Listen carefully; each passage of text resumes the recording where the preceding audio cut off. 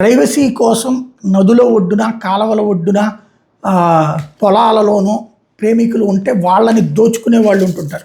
ముఖ్యమంత్రి కార్యాలయ సమీపంలో ఒక ఇన్సిడెంట్ జరిగిందంటూ సాక్షి హైలైట్ చేసింది.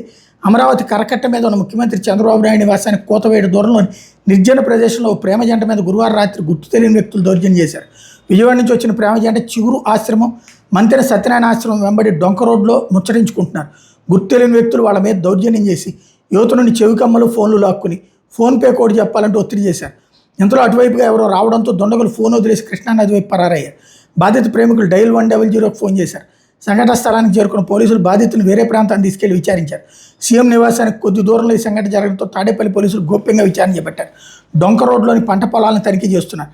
ఇప్పటికే 2 అనుమానితులను అదుపులో తీసుకుని విచారిస్తున్నట్టు సమాచారం. గంట మీద తాడేపల్లి ఎస్ఐని వివరణ కోరితే ఏం జరిగిందో తెలియజేయడానికి విచారిస్తున్నామన్నారన్నటువంటి వార్తను సాక్షి హైలైట్ చేసింది.